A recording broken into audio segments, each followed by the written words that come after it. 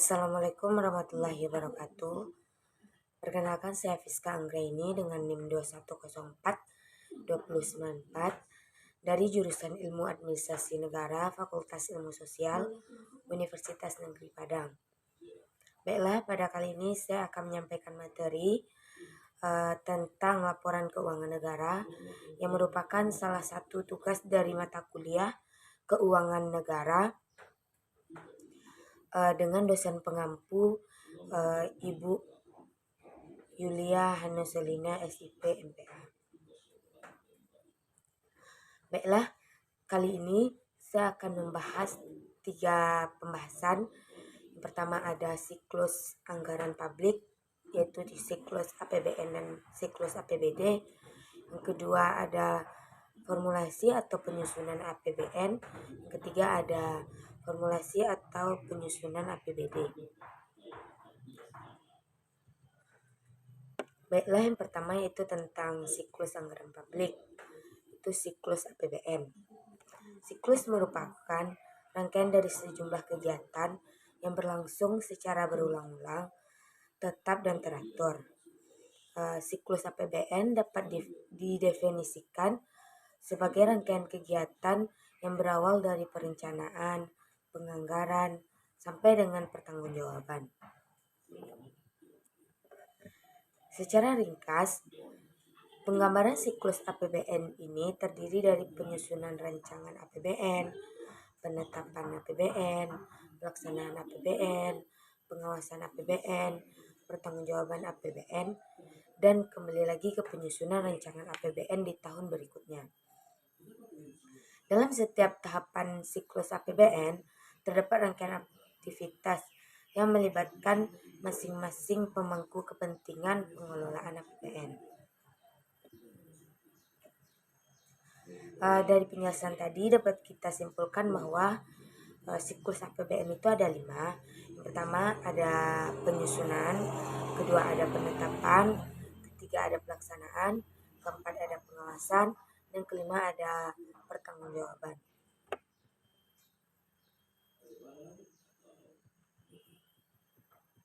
Kemudian lanjut ke siklus APBD. Siklus APBD ada alur penyusunan Perda APBD ada 3. Yang pertama penyusunan KUA dan PPAS, yang kedua penyusunan Raperda APBD, ketiga penetapan Perda APBD. Baiklah, materi kedua yaitu tentang formulasi atau penyusunan RAPBN. Tahapan penyusunan APBN ada 5. Yang pertama, tahap penyusunan RAPBN. Kedua, tahap penetapan APBN atau pengesahan RAPBN menjadi APBN. Yang ketiga, pelaksanaan APBN. Yang keempat, pengawasan pelaksanaan APBN. Kelima, pengesahan laporan keuangan negara. Apa yang dimaksud dengan proses penyusunan RAPBN?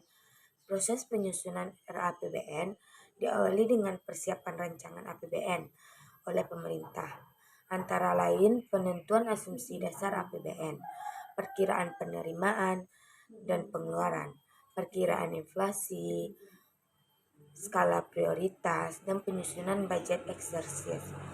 Penentuan asumsi dasar APBN yang menjadi patokan dalam penyusunan APBN meliputi 1. Pertumbuhan ekonomi, 2. Tingkat inflasi, 3.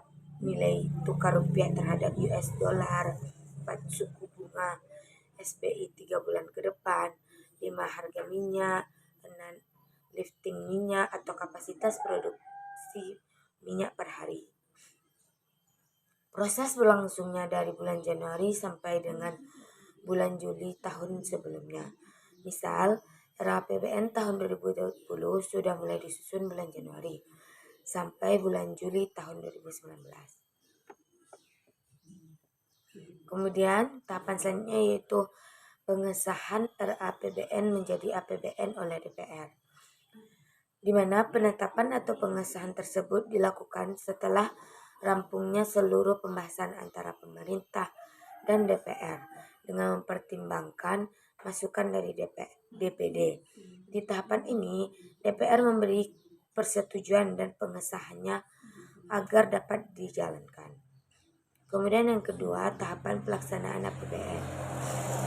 Setelah RUU APBN ditetapkan oleh Presiden bersama DPR, maka RUU APBN menjadi UU APBN yang biasa disebut dengan APBN.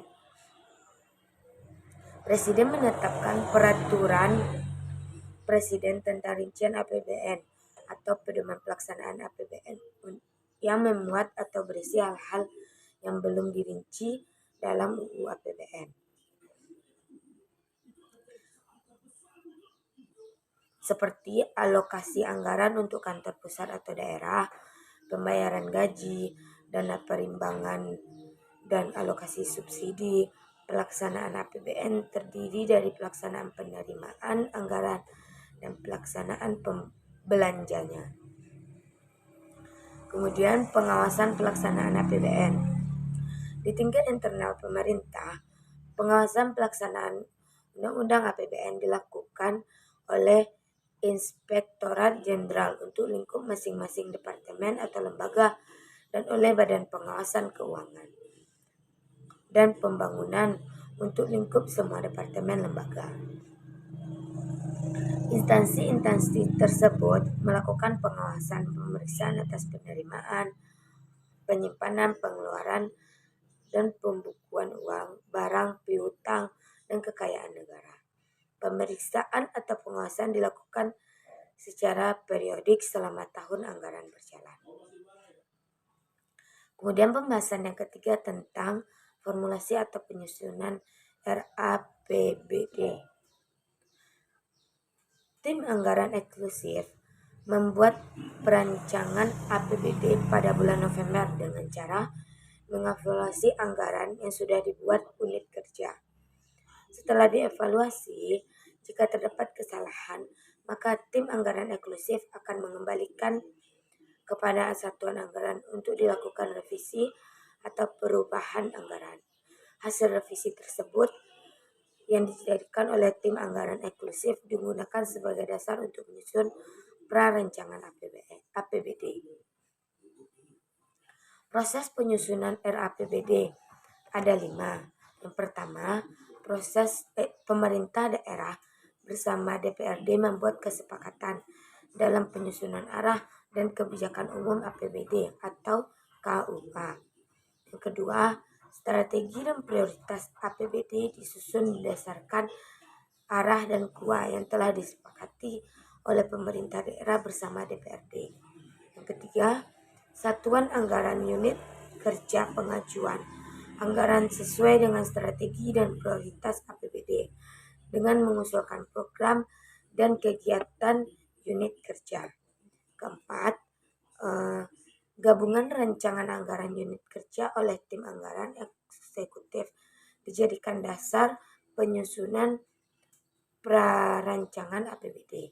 Kemudian yang kelima, tim anggaran eksekutif melakukan pembahasan prarancangan APBD bersama panitia anggaran legislatif untuk dijadikan RAPBD. Proses penyusunan RAPBD sebenarnya hampir sama dengan proses penyusunan RAPBN.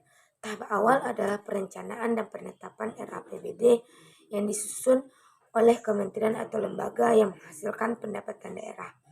Setelah itu, RAPBD dibahas dan disetujui oleh DPRD setempat. Setelah disetujui, RAPBD ditandatangani oleh kepala daerah dan diumumkan sebagai peraturan daerah atau perda. RAPBD berisi rencana pendapatan belanja daerah dalam jangka waktu 1 tahun. RAPBD juga harus disusun secara terbuka dan bertanggung jawab untuk kemakmuran rakyat.